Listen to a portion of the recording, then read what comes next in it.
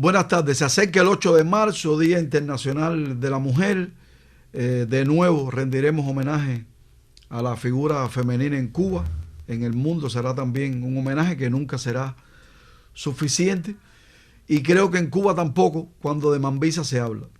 No podemos hacer comparaciones por etapas de lucha de una figura o de la otra.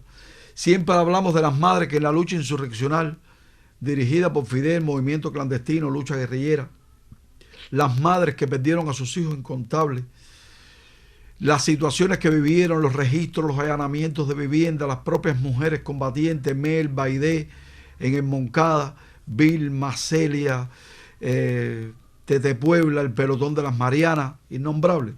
Muchas veces se habla todavía, creo que injustamente más de los hombres que de las mujeres en esa etapa de lucha. Pero creo que fueron incomparables los sacrificios de las mujeres mambisas, que no solo dieron sus hijos, sus esposos, dieron hasta su propia vida, y muchas veces las que no perdieron la vida tuvieron que salir con sus esposos, y si fueron mambisas solas o con sus hijos, por el monte, a vivir deambulando para ser víctimas después de las autoridades españolas. Y se conoce sobre todo mucho a las grandes mujeres, a Mariana Grajal, a Marta Abreu, acá en la zona occidental, a Isabel Rubio, la patriota pinareña, la patriota insigne de la provincia de Pinar del Río, capitana de hospitales de campaña, una mujer entera en todo el sentido de la palabra, que no murió en combate, murió enferma después de haberla hecho caminar, después de obligarla a que caminara kilómetros con una gangrena en un pie, sin que lograran debilitar su espíritu revolucionario y patriótico. Y para mí también es una de las mujeres que murió en combate porque murió asediada por sus captores españoles, hombres por cierto.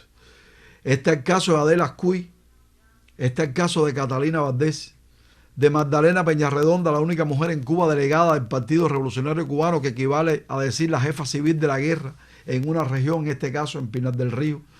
Muchas veces se confunde y se cree que fue Isabel Rubio, fue Magdalena Peñarredonda. Y que llegó a la etapa de la República, murió con 91 años acá en Artemisa, aunque nació en Quebracha, Mariel, también luchadora antimachadista, periodista con una larga data de periodismo revolucionario, pero Regla Socarrás, nacida en tierras de Bahía merece creo que una mención aparte, y me atrevo a decir que es todavía una mambisa desconocida, incluso en tierras de la actual provincia de Artemisa, excluyendo Bahía Honda, natural de Bahía Honda. Sus abuelos fueron personas que intervinieron, que ayudaron en el intento de un alzamiento armado de Narciso López en Cuba cuando vino en agosto de 1851 por el norte de Cuba, por Bahía Honda. Estuvieron implicados. Ella es o fue la hija de Carlos Socarrás, patriota insigne de Bahía Honda, que acompañó a Maceo en el combate de Cacarajícara y que murió en ese combate, que antes de iniciarse la guerra el 24 de febrero del 95, con Indalecio Sobrado y con Delgado Carcache de Mariel, Pedro Ángel Delgado Carcache, estuvieron alzados en 1893 en el lomerío de la Sierra del Rosario, y no como bandoleros precisamente. Esa es Regla Socarrás, de quien también le converso.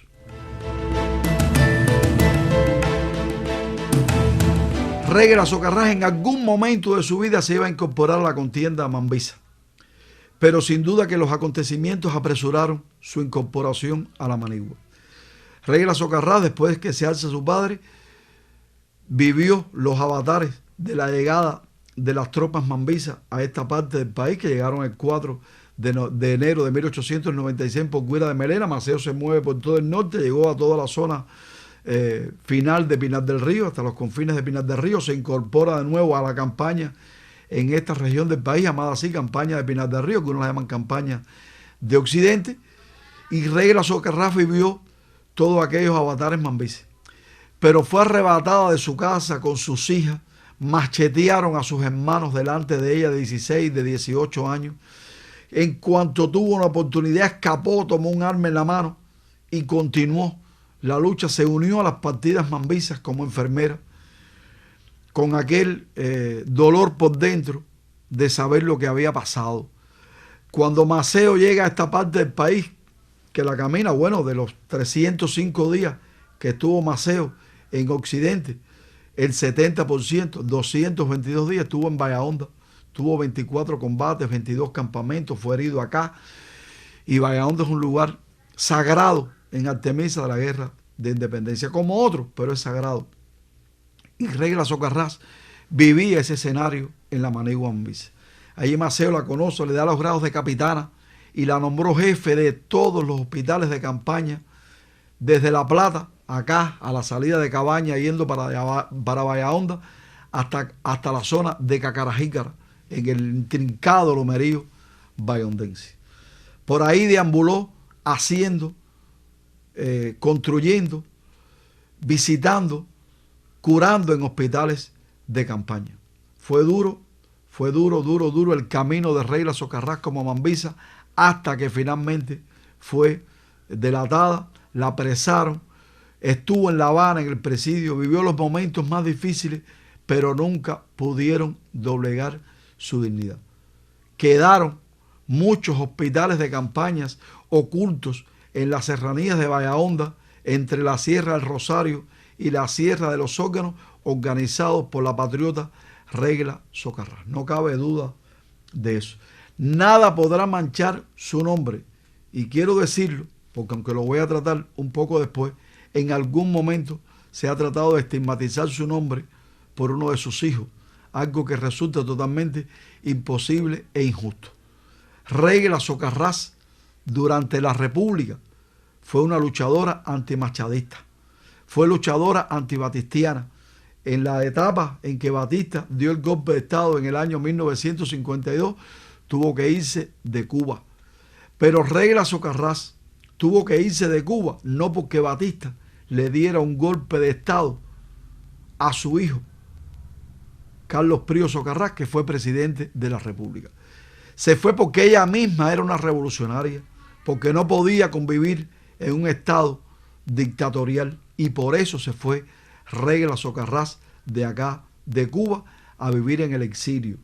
Después regresó, una de sus hijas fue representante a la Cámara por el Partido Revolucionario Cubano Auténtico, por el cual su padre fue elegido presidente de la República, pero Regla Socarrás fue siempre una revolucionaria sin tacha. En el caso del Mambisado, la guerra termina en 1895. Muchos patriotas murieron en la contienda, otros murieron en la etapa de ocupación militar norteamericana hasta 1902, otros murieron a lo largo de la República. El último de los generales mambises que murió fue Daniel Gisper de San Antonio de los Baños. Todos aquellos mambises que en la etapa de la República murieron en Cuba, su sepelio fue de altura, homenajeados fueron a la altura, además, repito, de la alta investidura que tuvieron como mambises, como soldados o como oficiales por debajo del grado de general. Así fue el caso, por ejemplo, del padre Guillermo González Arocha. Así fue el caso de otros muchos patriotas, de Enrique Loinás del Castillo, de muchísimos, de Salvador Cisneros Betancourt, de Juan Gualberto Gómez, de muchísimos. Y en el caso de Regla Socarrás, que murió el día 2 de marzo del año 1960, fue un sepelio privilegiado además, porque llegó a la revolución en el poder.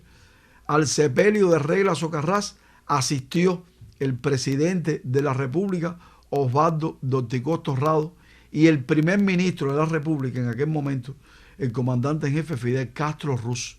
Mereció todos los homenajes posibles.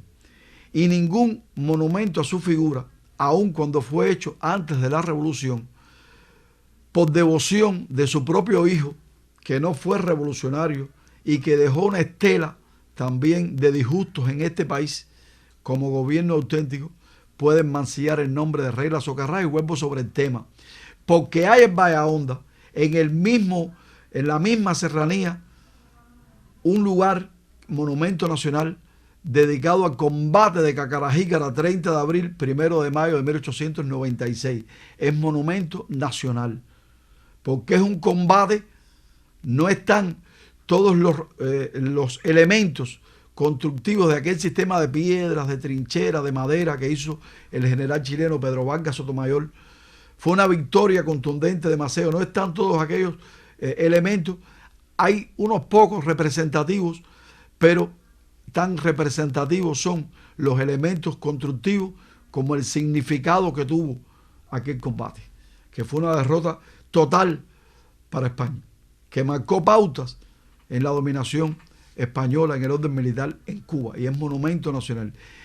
De ese monumento no hablo ahora de un monumento que está en Las Pozas, que se hizo en la República por encargo de Carlos Prío Socarrás, hijo de Regla Socarrás, para su madre.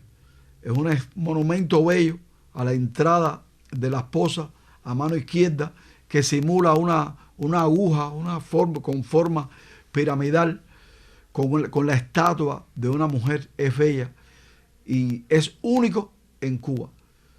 Pero esa también forma parte de nuestros monumentos, porque lo hizo un hombre que no estuvo con la revolución, que no hizo revolución, pero que está dedicado a una patriota representativa de Bahahonda, de la provincia de Artemisa y de Cuba, que no es monumento nacional, que no tiene tal vez la misma connotación patriótica que el otro, pero sí el mismo contenido ideológico.